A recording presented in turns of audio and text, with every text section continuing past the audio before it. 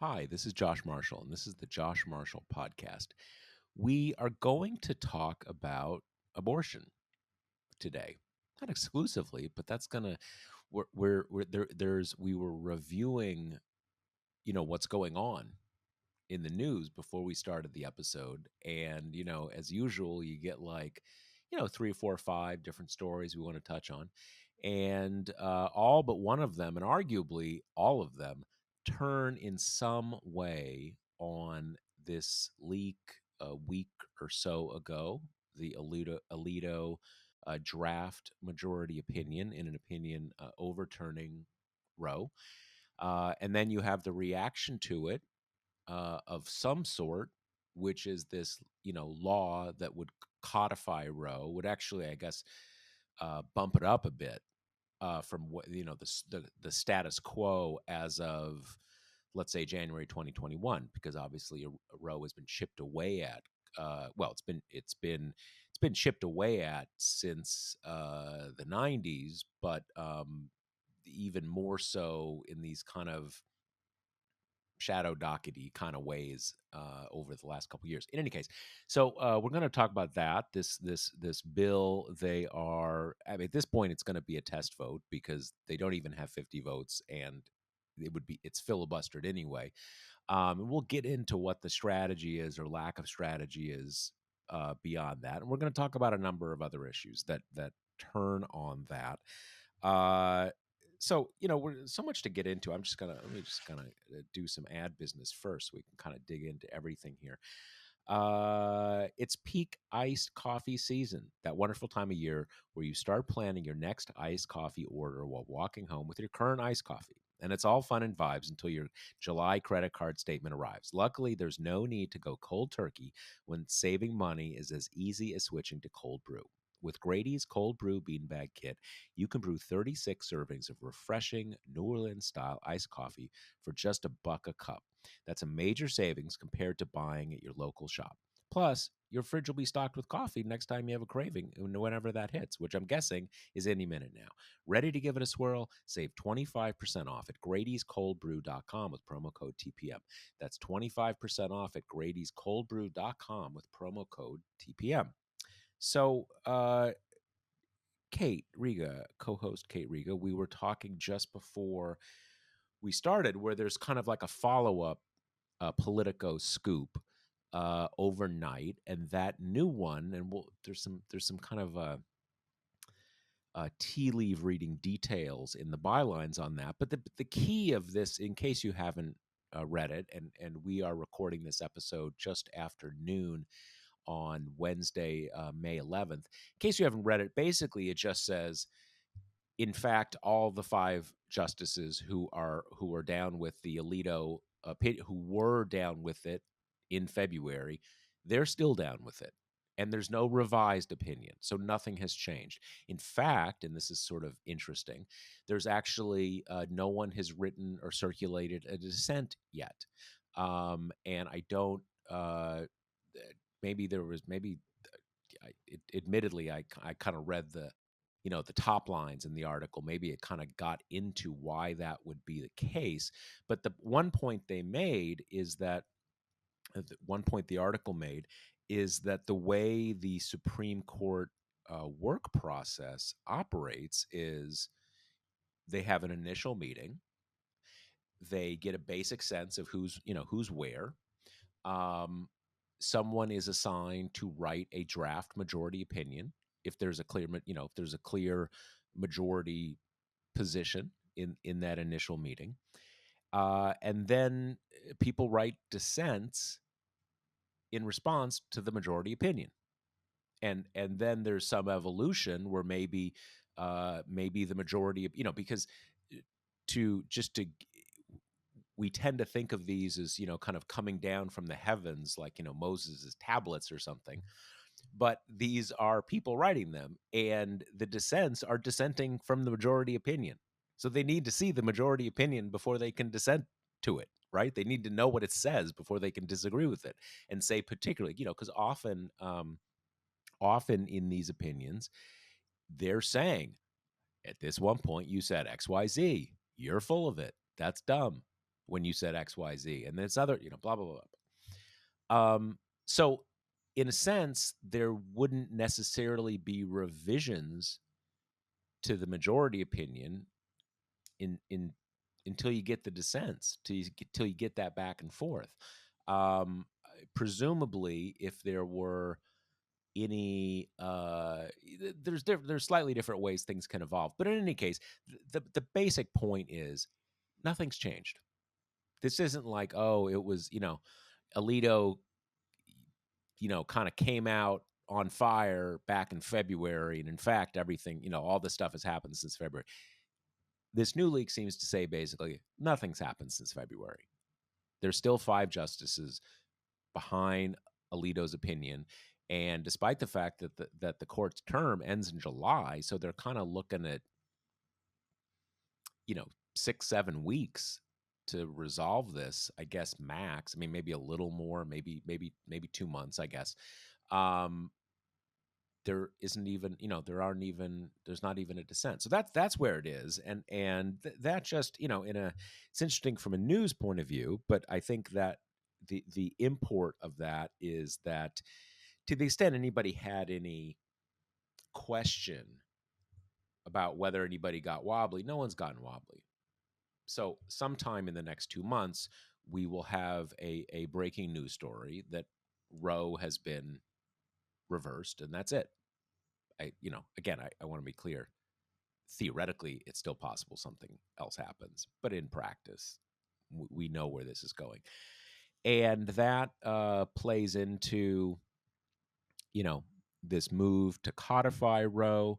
Kate has been watching, watching that kind of evolve through the day. So Kate, what's put this all together for us? What's the big picture now? Yeah, well, on the leak, I kind of think the strangest thing that that article told us is the dissent thing, because that draft Agree. circulated in February. I mean, that's a long time ago. And if it's true that we know, for instance, we know Roberts didn't vote for the Alito draft, and there's always some speculation that Kavanaugh is the most easily peel offable of the conservative majority. So, there's been some speculation that this draft was leaked by someone in the Alito camp to lock in Kavanaugh to the majority and make sure that Roberts is not able to peel him off in some kind of way. But that theory, I think, loses a bit of steam with the knowledge that the dissent still isn't written, because unless there's some kind of like deal making going on that has resulted in no written product, and it's all been like backdoor negotiations that the liberals are involved in, and they don't want to write the dissent until we see where Kavanaugh is, or if he is able. I don't know. I mean, that it seems odd to me, because the big takeaway from this is kind of like, okay, so you've got an unshakable 5-person majority. And so the liberals aren't really pushing themselves to rush their dissent, because if nobody's movable, then okay, well, you just have to have it done by, the end of June or whatever. That kind of is how it came across to me. Yeah, I mean, I don't know a lot about how these. Well, I don't think anybody knows a lot about how these or many people know a lot. I know a bit, um, and you'd say like, Kagan, got any thoughts on this? I mean, you'd think that they would, they'd get around to it, right? I mean, it kind of, I mean, yeah, they're not trying to kind of peel off Justice Thomas. I get that, but still, like, you'd think this was I don't know, one you'd kind of put your heart into, right? You kind of, it's a big one. I mean, the only well, the only thing that occurs to me is that if the 5 are solid, then you have a question of, well, if the 5 are solid, but Roberts will not join the 5, and presumably, well, we know the 3 are going to be in dissent. That doesn't mean they're going to have a joint dissent. Everybody can, prizes for everybody, right? Everybody can write a dissent. I would think there would be some feeling with the 3 that, let's not just all kind of write our own thing. Like we should. This is kind of for history. We should write a dissent that is the sort of, you know, the official statement of the other side for history. Now, in theory, they might want to get Roberts on board with that, but it's almost impossible to imagine how that could happen. Just because, I mean, Roberts doesn't support abortion rights. He doesn't support Roe. He doesn't. I think he doesn't want to see it fully reversed, but he is an opponent of all of its, well, many of its essential precepts. I'm not sure he is. I'm not sure that Roberts is how much Roberts is an opponent of the entire privacy jurisprudence. But in any case, the point is there's no way that the four of them can agree on something. Um, and Roberts maybe hasn't written a dissent because maybe he's still trying to do something. So kind of I can sort of see why, you know, in my very limited ability to understand how any of this works, I could sort of understand why Roberts hasn't yet. And maybe as long as he hasn't, they're waiting on him. I don't know. That doesn't it is weird. That was again, that was the big thing that surprised me. Yeah. Well, does this secondary leak to the same publication and the same people, and it's kind of strewn with particularly conservative insider quotes who were granted anonymity due to the sensitivity of the situation. I mean, to me, and I've thought for a while that this has come from the conservative camp. I honestly thought ever since it was Politico that had the leak, just because, and this is such a, you know, I have no solid evidence behind this, but just Democrats love their legacy publications. It's just so hard for me to see a liberal being like, no, I won't do the Times. I won't do the Post. I will do Politico, like the outlet famed for its amenability to Republican framing, So that's always just been my kind of pet theory. But I mean, would this seems like solidifying the case for a conservative leak, wouldn't you say? Yeah, I almost read it as we're almost kind of we all know that now. Like Yeah. it didn't say anything explicitly, but well, and there's one point, and I think I mentioned this. I'm not sure if I published this post yet. Sometimes I have posts like kicking around for a while before I publish, and I sort of lose track. Um, there is on the article today. There are three bylines. Josh Garcine, who's Politico's longtime legal affairs Supreme Court guy. He's the first byline. Third byline is Ryan Lizza. Um, been a friend of mine forever. And he's at this point in his, he's kind of, I don't know, I don't think he's politics editor. He's a senior person there. So he's there to kind of, some, experienced oversight, kind of big picture, probably. The middle guy, the second byline, is a guy named Alex Ward. Now, Gerstein's Supreme Court makes perfect sense. It's his byline. Ryan is there as sort of, kind of graybeard kind of type. This Ward guy is a national security reporter. And he had the second byline on the first piece. So basically, it is inexplicable why he has any involvement in this story other than the possibility that he got the leak. And since he got the leak, he has to be on the story. Just in fairness and fairness to him, fairness to readers. And so he's on this one. So it's the same channel, almost certainly. You could sort of say, well, he's continuing on the story, maybe. But yeah, I read it as just the way it's framed is as you said, it's framed with all these like, one conservative insider says this, one conservative insider who is always there at the coffee table when Sam Alito is having his tea in the morning also says that, it's kind of treated as an open secret now. We're not pretending it's like a liberal clerk. So yeah, I did get that. It just it's obvious in everything about the news story. Yeah. I mean, and I've just always thought, even though the leak is only kind of, I mean, it's more of a fun parlor game than really important at this point, but it was just also always seemed to me that conservatives had more to gain from the leak than liberals did. Like the kind of idea of, oh, well, you want to galvanize Democrats, like what, 6 weeks before they'd be galvanized anyway? That almost seems like that could hurt Democrats in the sense that we tend to have short attention spans and short energy reserve. So you wouldn't Yep. really want to tap that too far out before the midterms. And for Republicans, you would have the benefit of locking a situation you like in place. Yeah, I've always, I mean, there's this kind of, one thing people are saying is, well, 6 weeks head start. On You know, what?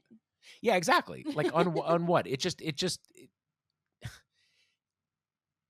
Are you're not building a fort, right? I mean, it'll it makes no sense.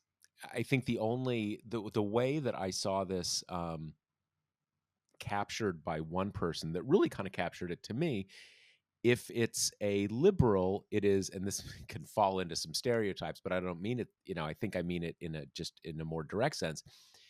If it's a liberal, it is a emotional outrage decision. It just kind of fuck this. I'm just going to leak this because like you only live once and fuck this. It has no there's no strategy behind it. It just doesn't accomplish anything for people who support Roe, as opposed to just sort of like a, kind of like a primal scream sort of thing. Whereas there are, as you say, very clear cut reasons why it can be helpful to conservatives, because you sort of advertise, the mother load is on offer. You know, it's sort of like, as often happens in sports or all sorts of competitions, you got 5 votes. You know, bring the courtroom to a close. You're done. Mm-hmm. You can only get worse. Because 6 doesn't matter. Who Exactly. cares? And so just stop it now. And so it has a stop it now effect. And well, we know all that kind of stuff. I mean, it's interesting. It certainly pales in comparison to the substantive issue of reversing Roe, but I don't think it's just insider kind of idle curiosity. It it actually tells you stuff about the conservative legal movement, how they are operating on the court, how they are operating in concert with the larger right wing, conservative legal movement. Those things are real. Those things have a lot of impact on things. So in that sense, what the origin of the leak is, and the fact that there were other leaks to the Wall Street Journal before this, that even though some people had some very kind of like elaborate explanations, like, well, conservatives were leaking to the Wall Street Journal and a few other places, and the political leak wasn't, you know, it's not the logical thing where we know all these leaks were taking place, except this one with Politico. That was Democrats getting back at the conservatives for their leaking. Well, maybe, but it all seems kind of together, and those things are significant in terms of understanding where the court is going, how corrupted it is, blah blah blah blah blah. Those are, because there are other decisions besides Roe that also mean a lot, and so we want to understand how these things are, working. Yeah. So let's talk about the parallel kind of legislative effort that's going on while we speak. So, right after the leak came out, there was tremendous pressure on Democrats to do something. What the thing is a bit of a sticky wicket, as we've discussed, because there are all of these institutional and, kind of rigged obstacles to Democrats doing anything meaningful. But the end game of that pressure was Schumer basically had to call a vote on this bill that passed the House last year that, like you say, Josh, would not. I mean, people have been using codified Roe as kind of shorthand, but it would go further. It would, among other things, it's specifically written to kind of head off these favored tactics by red states to make abortions really hard to get, like, delays in treatment. You have to go 4 times before you can get it, making providers have, special privileges and all those kind of things. So they're holding that vote later this afternoon. There is no drama at all anymore because even though we always knew it wasn't going to pass because of the filibuster and because it should be mentioned, Manchin and Sinema's support of said filibuster, there were not even the votes for a simple majority vote here. Really, the only interesting thing that came out of this is that yesterday, Bob Casey, senator from Pennsylvania, put out a statement saying he would not only vote on, the procedural motion to proceed, which is the point at which the filibuster kicks in, but he would vote for the underlying legislation if there were a way to get there.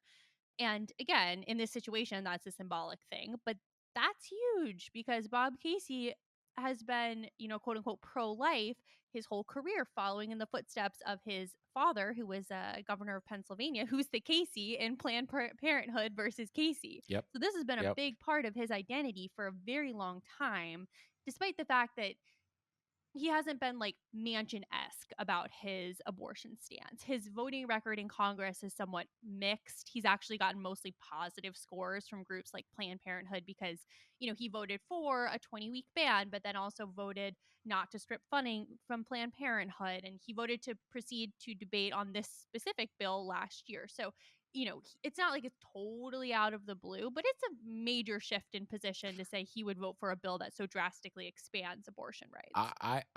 I found it surprising, Mhm. pleasantly surprising, but surprising. And I mean, my basic feeling about this, to the extent anybody wants to hear it, is that you get whatever bill has some plausible path to getting passed, right? And so you're um you're only going to get this. Has to be after the next election. There's just no 49 votes at a max. But I thought it'd be 48 votes. Mhm. I didn't think he would go along with it. There's this other bill that the nominally pro-choice senators from Alaska and Maine support, and it is, I guess it's probably more Mhm. tightly outlined around the current row, where you have all these other, and for our listeners, these are restrictions that in theory have nothing to do with allowing you or not allowing you, but just make it really hard. Again, the kind of thing like, you already have to drive 400 miles to get the abortion, but you come the first day, we can only do it the next day. All these kind of things. So there for that. And I mean, if that was the only thing on offer, past that, right? I mean, that at least kind of holds us where we are right now. Um, but again, it's only aside from Manchin, all the Democrats are ready to uh, vote for this. And again, that's more than I thought there would be. Now, obviously, the real question is how many would vote to meaningfully change the filibuster rules. And I don't and see, this is the kind of thing. I know I'm I know I'm hogging the mic here, but this one thing is so important, I got to say it. Uh this is the thing where, if everybody should be calling their senators, asking them, fine, you're going to vote for this bill. Are you willing to, yes or no? Are you willing to amend the filibuster rules to allow it to pass in the next Congress? Because that's really the deal. And I suspect that it is 48, 47, something like that. But you got to get the specifics. You got to get clarity. That's where everything starts to mean something. Then you can say, you know, we need 2 more senators. Let's go out and get them. Yeah, I mean, I would say I would say safely. I think if they did hold another vote on making a filibuster carve out with this being the driving underlying legislation versus how it was voting rights, I would still think you would get 48. I think it'd be Manchin and Cinema again. But I think I agree with you that I think the Casey thing is important, even if it changes nothing about this current dynamic. Because the same way I think it was really important to get proof that 48 Democrats were at least willing to reform the filibuster. That's super important because that is now going to be a litmus test. If you're a Democrat running for the Senate, you are going to be asked, where do you stand on the filibuster and where do you stand on abortion rights? And that's huge because even though I understand it's super demoralizing for Democrats to see them fall short by one vote or two votes, it's important to have that knowledge because first of all, it doesn't let Manchin kind of like hide in a crowd. It really does put the spotlight on who is holding up progress. And it makes it a prerequisite to be a Democratic senator. You've got to be on board with these things. And I think that's really important, even though there's also a part of me that's like, that may not even matter because I can see a situation where the very next time Republican senators have the Senate, they blow up the filibuster anyway. But Yeah, I mean, look, to me, the you the great enemy in politics is always the opacity of the process. mhm, You know, I voted. I don't even know why it didn't happen. Like what's that ambiguity, and that's why when I was kind of pushing on the Social Security stuff back almost 20 years ago, the big thing was the idea was, oh, Democrats it, the Republicans are going to do this, so Democrats are against it, but how against it, and how much, and they may have to compromise to at least make the damage as little as possible. What you need to do is you zoom in on the specific people, and in this case it's already been presumed to a mhm, certain, to a great extent. We know who the two people are. There's some question of, like, maybe Angus King won't vote to change the filibuster on abortion. I think he will. But I mean, those are the kind of things that maybe there's some, some ambiguity at the margins. But you get it down to, you say 48, and I'll tell you, um, I would not count out Kirsten Sinema. Obviously, I think at least abortion rights is a bigger issue for her than a lot of the issues that were the BBB issue, Build Back Better issues. But it's not that makes me think she's going to change her mind. It's that next uh in the next Congress, if you know great surprise, Democrats expand their margin in the Senate, she's going to be looking at reelection coming in the very near future. And I think she has already destroyed herself politically. I'm pretty confident of that. The one way I mean, she wouldn't redeem herself to me, but I think she would redeem herself enough to she could get reelected, is if she said in 2023, this is so important, I'm going to be that extra vote that gets us over the margin. And now we have, the Roe bill. She could play that up, and that would, again, it wouldn't redeem her in my eyes, but it would redeem her in a lot of people's eyes, and it would be a big deal. yeah.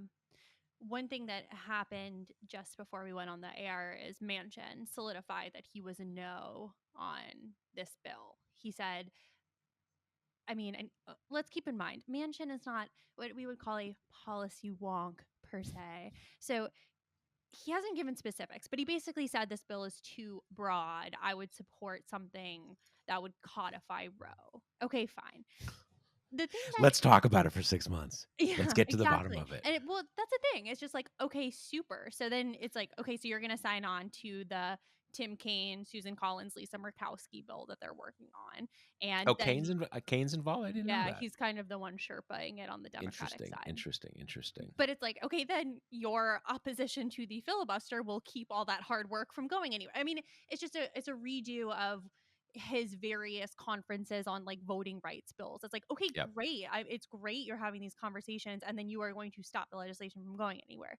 But the thing that I'm kind of curious about, and I'm sure we will never know because I doubt he knows himself why he's opposing this bill, is that all the floor speeches I've watched this morning from Republicans are basically carbon copies of each other in that they focus almost exclusively on late term abortions. And they say, like, this bill will let, women rip babies from their wombs like moments before birth, kind of thing.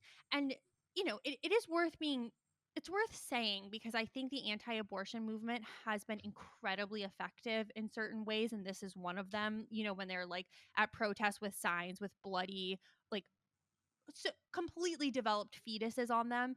And the truth of the matter is, late term abortions are super, super, super rare. And often they're because there are wanted pregnancies, that there are medical issues with the fetus or medical issues that would put the mother's health at risk, and that's a tragic situation. And then the other biggest factor to late term abortions are the restrictions that Republicans have put into place, which is making care impossible, shuttering all the clinics but one, creating massive wait lists because now people are flooding the few places that are available, making people travel 500 miles to get it, muddying up the insurance coverage so people can't figure out how to pay for it. It's a direct ramification of Republican actions that there are more late term abortions. But they're up there pretending, again, is a page from the anti-abortion playbook, that like women are callous and cavalier about abortions and they're just going to go have one at a late term for fun, just because they are having sex left, right, and sideways, can't even keep track of things, as if any woman would prefer a late term abortion over an early term abortion where you Yeah, can I mean, just take 2 pills and be done. well, and even if it is a procedure abortion, if you posit that hypothetical frivolous abortion getting woman who kind of, who doesn't use birth control and like, if I get pregnant, I'll just have an abortion.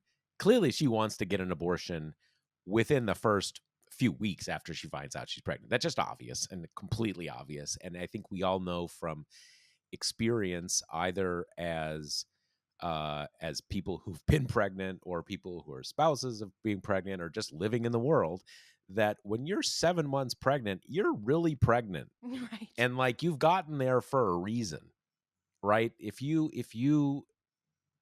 end up having an abortion, that is almost always because something has really gone wrong. A lot of times it's something medically has gone very wrong. Sometimes it's something other, life thing, but in my experience, gotta be a pretty big life thing.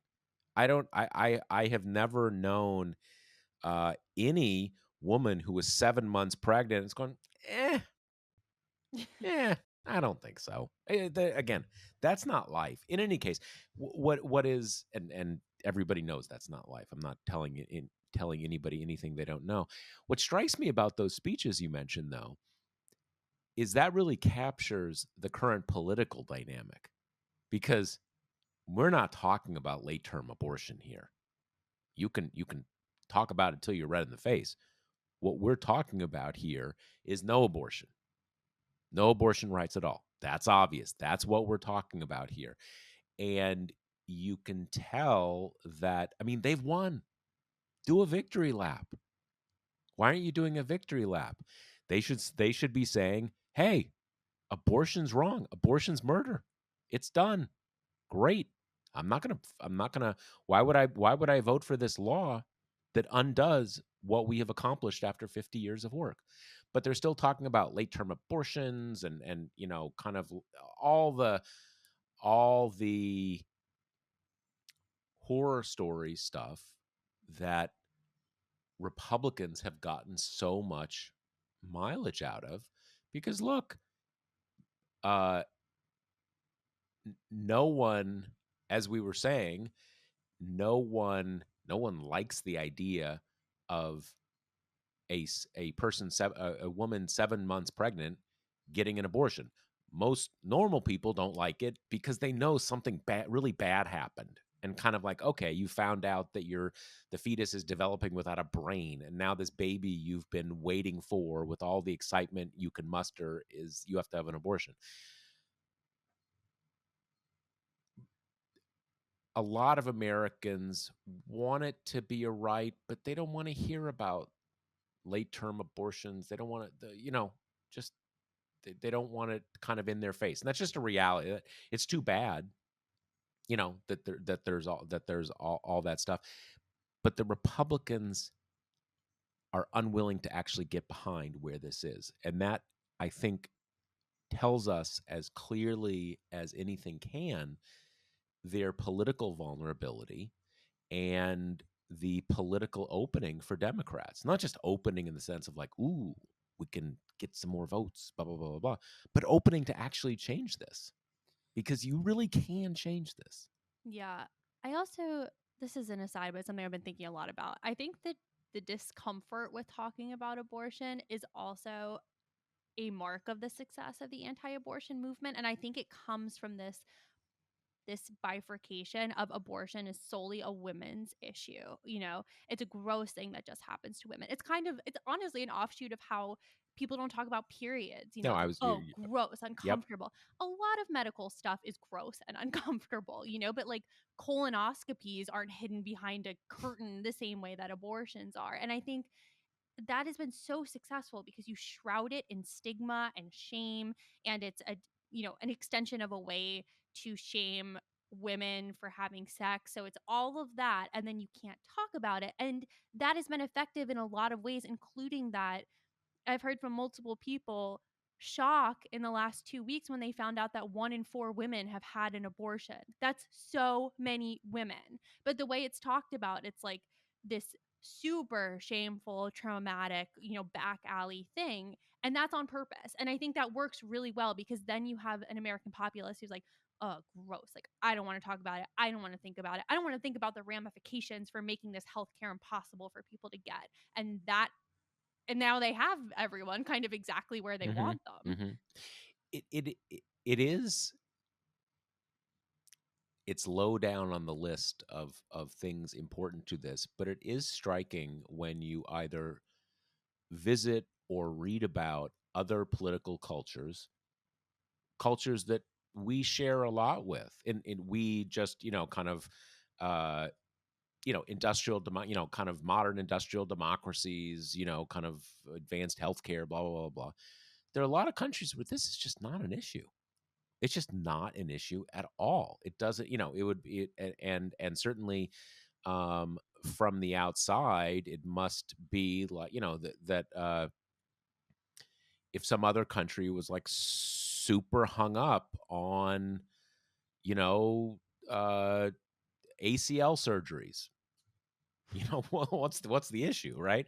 And it's just striking how big an issue it is in this country, and I think we generally know why that is. But again, lots of countries, it's just not an issue. Right. Just a And, medical procedure. there has been a noted expansion of abortion rights, even in very, Catholic countries like Ireland. So it shows, I And think, that was only what, like 7 or 8 years ago. It was relatively, maybe even yeah. more recent, like 5 or 6 years. It was Yeah. pretty recent. Yeah, yeah, yeah. Yeah. So another thing we want to talk about here is the issue that is making me crazy right now, which is the pearl clutching over the protests that have broken out after the leaked opinion at it's happened at some of the conservative justices' houses. Some people dared to write a chalk message in front of Susan Collins' house, which I would love to add included the word please And it was on in the the sidewalk. It was in on the begging sidewalk. exactly in Yeah, begging her yeah, to yeah, pass yeah. this legislation, and yet she called the police. So we are currently in this like perfect situation for Democrats to be the most frustrating that they ever are, which is now, of course, because people suck, all the questions are like, well, what do you think about the protests? Is that acceptable in our public square? And I actually thought Chuck Schumer dealt with it summarily and very well yesterday when he got this question at his press conference. And he was like, yeah, if they're peaceful, that's fine. People protest at my house 3 or 4 times a week. Like, that's life. And it's like, that is correct. If you're wielding this disproportionate amount of power over people's rights, you don't get to be comfortable all the time. That's not part of the equation. You get to be, they don't get to be physical against you. They don't get to be violent, but you don't get to be comfortable. And that's something that these super powerful people have like never understood. Even remember all that dust up around Sarah Huckabee Sanders like being heckled at a restaurant. That was this huge scandal. And it's like, what are you talking about? These people are disproportionately powerful. People get to protest them. Yeah, I mean, it's funny. I have probably slightly more conservative views on this, but not much. I would say this. Um, I know from even my very minor celebrity, right? You have people say things, they write things to you sometimes that are kind of like, ugh, that's a little, threats and stuff like that. It's not that's not fun. Um, I certainly I haven't looked into this closely, but I would assume that police have put up like, kind of like lines and stuff like that. I don't think they should be like banging on their windows or something like that, which I think is menacing. I don't think they should be trampling on their lawn, right? Messing up their property. I would assume the police have said, okay, here's a line. You can, you can't go onto their property. You can do whatever. Feel bad for their neighbors, right? They're not writing any Supreme Court decisions. But kind of where Schumer is, you're not allowed to be violent. You can't, you know, destroy property. But again, I doubt the police are just like, yeah, nothing to do with us. That's not how it works, right? I'm sure there are kind of like protest lines and stuff like that set up, and kind of, you know, it's not my cup of tea, but that's free speech. And there is, it is there has been this dynamic in the last 20 years or so that has followed the increasing concentration of wealth and power in the country, that the very wealthy and the very powerful not only get to be very wealthy and very powerful, but they need additional rights to be protected from the public responses to their being very wealthy and very powerful. And that may, maybe I'm part of the same mentality at some level. Maybe that's coming out in my views on the House protest stuff. But where it's always really struck me is there's been a lot of laws now that uh, campaign finance disclosure shouldn't apply to the really, really big givers, because that will like invite people to target them and be mean to them and do whatever, right? And I mean, it's at some level I get the idea. If you got all the money, it's going to bring a lot of the anger at you, right? But like as you say, you can't have it both ways. You can't have all the money and again, this comes up a lot in campaign finance stuff. Like, sure, you give $500, you gotta be on those disclosure lists that all of us journalists look up to see about someone's political giving. But if you get $1 million, you need special protection because people are going to get pissed. I mean, that's it is very oligarchic kind of thinking. Well, and exactly. And it's such kind of the censorship thing from the right wing, which is not saying that they, which is the root of it is I should get to say whatever I want and nobody should get to be mean to me about that. And I shouldn't be made to feel bad about that. And I shouldn't have to deal with being heckled. And like, look, as a human, the idea of dealing with that kind of public confrontation makes me want to die. But that's also why I'm not trying to be a Supreme Court justice or a senator. Like, you were Or not also, rich forced people into these roles. rich people do not have to become huge political donors. Exactly. Now, I do think there is some line. We don't want people to be like menaced, because if you're like menaced, if you're threatened, then you kind of don't have free speech, right? It's just it's but we're not talking about menacing and threatening here. Just can say, but someone can say, Josh sucks. I hate Josh. And maybe a bunch of people, police won't let him in front of my, I live in an apartment building, but kind of same difference, right? They won't let him come to on our sidewalk, but across the street they'll be like, Josh sucks, Josh sucks. Well, if you want to get involved in the political process, it's free speech both ways. You don't have to use your wealth. Wealth gives you the ability to have vastly more political power than the average person. And if you avail yourself of that opportunity, people may not like you. And that's how it goes.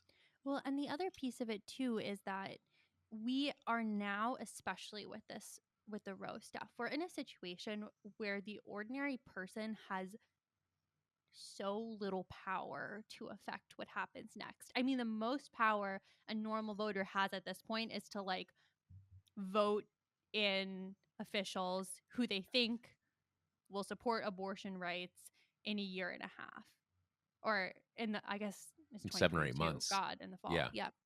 But I think it's crazy for your reaction, as Dick Durbin did this morning, to be like, unacceptable, uncivil. Like, what? You're talking about doing this generational rollback in civil rights, and people can't even protest that when we've seen that protesting is sometimes, especially in recent history, been very effective in kind of changing the stems of, or changing the political tides. I mean, look at the ACA. That was the last time I think we had like really big prolonged protests, and then the repeal effort failed.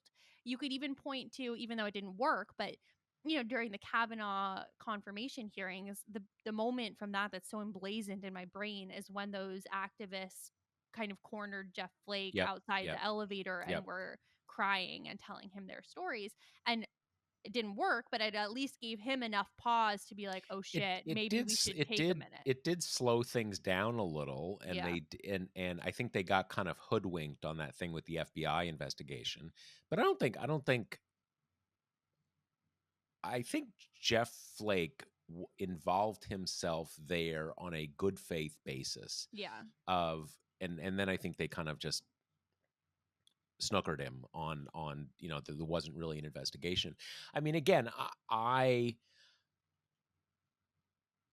some things I see, not this kind of stuff. It does, kind of, I'm in a slightly different place. There's certain, you know, it, I think you think about it. You always have to think about it if it's the person's house if it's someone you sympathize with, and is it a bunch of kind of whacked out Trumpers? You know, are they protesting outside a person's house? I mean, are they a certain distance? Can the person get in and out of their house?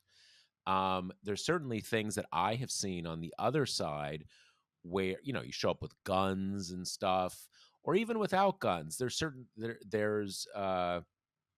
even as much as I loathe him, some of the stuff that with the Tucker Carlson thing when they were outside his house, where they were kind of going on, kind of stuff that if it were my house, I'd be kind of scared, right? I was like, okay, there's a lot of people out there, and they're kind of angry, and they're not staying a certain distance, so whatever. I mean, this is a minor thing. This is just my, you know, how I see the world. But I think for someone like Durbin, it is part of a larger point, and on that point, I 100% agree with you.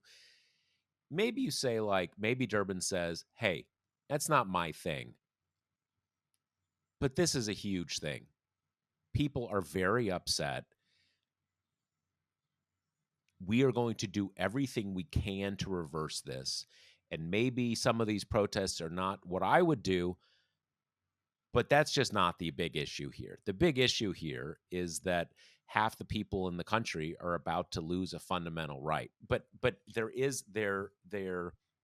what I think really gets to a lot of people, and it's what you just described, is kind of like, okay, okay, hey, we're all down with we want Roe, but don't get out of hand. Don't, like, hey, just that kind of like, suddenly this is what's really important, not Right. standing outside people's houses. And that is just, it's not just something I disagree with. You just inject a certain toxicity, like a toxin, into your own political movement. Because I think probably especially women, but certainly not only women on the Democratic pro-choice side of things, see that and like, wait, you're the general? You're leading the forces, and that's what really kind of suddenly you're that's too much? Like, what's going on here? Yeah.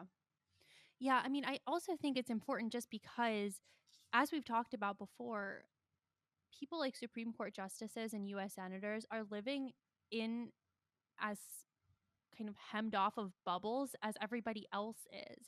And I do think that, I don't think it's a situation where Brett Kavanaugh is like, it's baffling to him that people are upset about this decision. But I do think probably pretty much everyone in his life is like, this is awesome. This is a really good decision. You're protecting so many unborn babies. That's, we tend to run in circles with people who agree with us. And I think it's important on that level to kind of be forced to see what the other side is saying, to witness the emotion and the anger and the pain of the people that are on the other side of that decision. I think that's what happened with the Jeff Flake thing.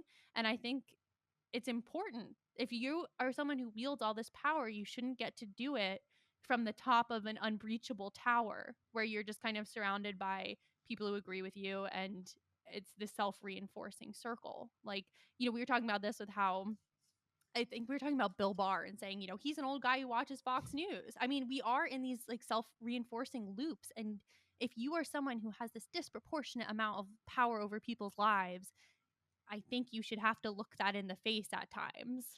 100% agree. The whole thing to me is just, you shouldn't have to fear violence, Yeah, I agree. I as agree. just a baseline. I would say, I think with Kavanaugh, it's not just that. Yeah, his crew, they all think it's awesome. They may think it's awesome for deeply religious reasons, just a huge ass political victory, but they all think it's awesome. But I would say that I think he also knows a lot of people in kind of elite legal political circles who who disagree with this, but are kind of in that Dick Durbin mode. Mhm. Like, Mhm. big defeat for our side. I'm so upset about this, and like, nice to see you. Wait, what's Kavanaugh's first name? Brett. Brad. Good to see you, Brad. Always good to You have a guys won spirit. this one, Brett. Yes, yeah, exactly. Of just of I think among many political people, if the top tax rate goes from 38 to 36, that is a big deal, because that money's gonna was needed for lots of things. It's a big deal. You fight really hard, but I don't think you say, oh, the person who wanted it to be 38%, like, oh, fuck them. I can never speak to you again, and you're dead to me. I'm like, okay, there's another election. And I do think that is the sort of the Durban to protester thing, kind of like, this is not just another election. This isn't kind of like, you won, you won an election, and we're tweaking the tax code a little bit at the margins. And I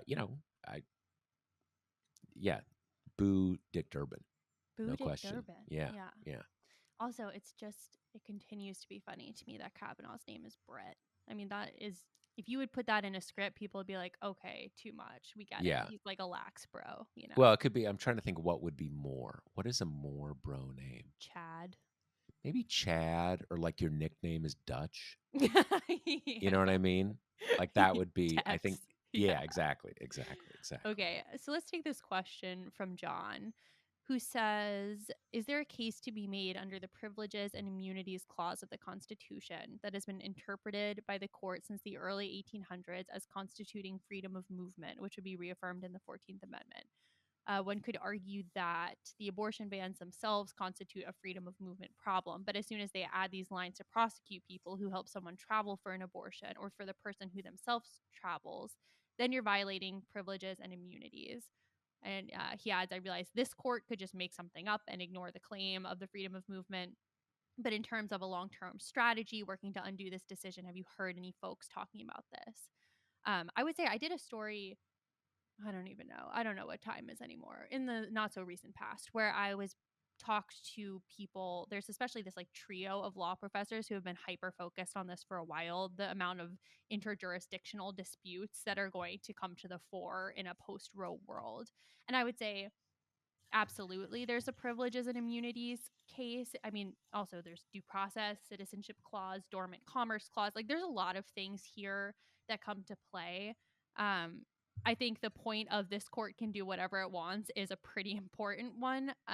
But yeah, I mean, people think that, when that Missouri House bill came up that would have criminalized the traveling for an abortion, that's what I was talking to people about. And they were like, yeah, this is almost definitely not constitutional because our country is kind of based on this idea that you can travel to other states and, I mean, we have a lot of stuff like this and enjoy the rights of that state. That's why people used to go to, Vegas when gambling was only legal there. And we have it with marijuana and everything. But the problem is they're just it's relatively there's scant case law around these issues. And that doesn't mean that the arguments are weaker. It just means it's even easier for this particular court to be like, no, we're not going to worry about that.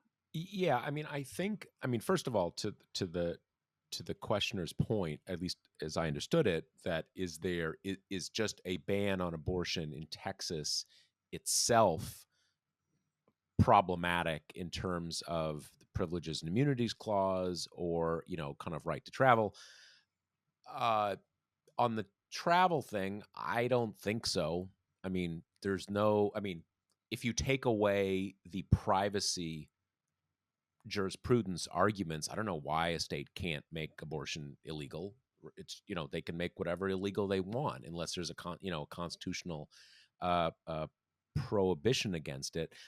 On these ones that basically kind of say you can't go somewhere else, that's that is so clearly unconstitutional, and I would say so deeply out of, in an extra constitutional sense, so deeply out of the mores of the entire country's history. South Carolina can't tell you you can't leave. South Carolina doesn't control you. You can get up and leave and do whatever. There's some very minor things states can do. They can say, you have to have lived here for a little while to vote. You can't vote the day you move in. All these kind of things. And there's various things at the margin in terms of being, uh, where you're doing business and stuff. But the idea that a state won't allow you to leave the state to do something that is legal in another state is so totally out of line with the entire tradition of American history that I'm skeptical that even this court will try to do it. I think they are totally unbound by, they make up whatever they want. I'm pretty skeptical that even they would be able to make that stick. It's just absurd on its face. And um yeah, I mean, I'm curious. I'm sure, as we've seen with anti-abortion forces in other cases, I'm sure they'll get very creative Mm-hmm. with indirect ways of accomplishing the same thing, much as they have with, you shut down an abortion clinic just by saying, okay, abortion clinics must have Formica countertops that are no more than 4 feet, and all this, all these kind of ridiculous things. Um, but again, I don't. I'm sure they'll try. I'm sure they'll come up with some pretty good stuff. But that's tough because you can go wherever the fuck you want. Yeah, I mean, the only thing that gives me pause here is that the Texas bounty hunter law is so insane and also just really flies in the face of the way our judicial system is supposed to work. And the fact that they let that stand continues to be stunning to me, not least because it's just so easy to see a situation where somebody, of some kind of like blue issue uses the same scheme of avoiding judicial review and, uh, you know, uses the same thing to avoid the problem. But in that case, the court was like willing to take away its own power to let this stand. Hmm. Um, and so I agree with you. It seems unthinkable that they would okay some kind of way of states telling each other what to do, because that is a pretty basic foundation of our whole legal system. But I, I think that I have underestimated the speed and the extremity with which this court would kind of tear everything down for their own interests. So I don't know. I have no confidence in anything anymore. Yeah, no, I hear you on that. I it's funny, one of the things that one of the jurisdictions the Supreme Court has, and I think actually one of the few jurisdictions that are actually in the Constitution that can't be, amended by Congress, is that it is the court for lawsuits between states. Mm-hmm. And that has, for most of our history, generally just comes up with like border disputes. There was actually a border dispute, kind of a nominal one, but actually one that went on for a long time between New Jersey and New York that was just resolved relatively, I think, in the last 20 years. I can't remember. It has to do with like one of the islands, maybe not Staten Island, but maybe the island where Statue of Liberty, whatever. In any case, it's the court of original jurisdiction for suits between states. And if states do start doing this, I would think there would be, and I don't know how standing works between states, but I would think that New York would have some standing to say Texas is interfering with the function of our laws. You're saying that, this person came to New York, they did things legal in New York, and you're saying you're trying to, you know, to say they're guilty of a crime. There's a lot of stuff. There's a lot of Mm-hmm. interstate stuff there that even if you don't come at it from an individual person's right to go wherever they want, there's a lot of different stuff there. And uh, it's funny because it's something that we have a somewhat unique system of dual sovereignties in this country. The states can't leave, but they're not just creations of the federal government. They have an independent sovereignty, and the federal government can't just, like they do in France every few years. Well, let's just mix it up a little, come up with different jurisdictions and provinces or whatever they call them.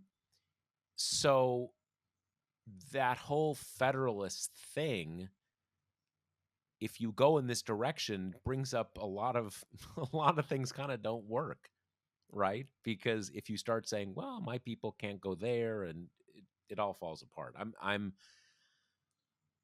Well, we'll see. It's a corrupt Supreme Court, so they can try a lot of things. I do think, though, that's going to be the next kind of frontier that we are talking about. It's Well, all going to be it it interjurisdictional it state stuff. seems like there's already a lot of laws that are either on the verge of passage or have already been passed. Right. That in very, I mean, I guess you could say, just kind of brainstorming now.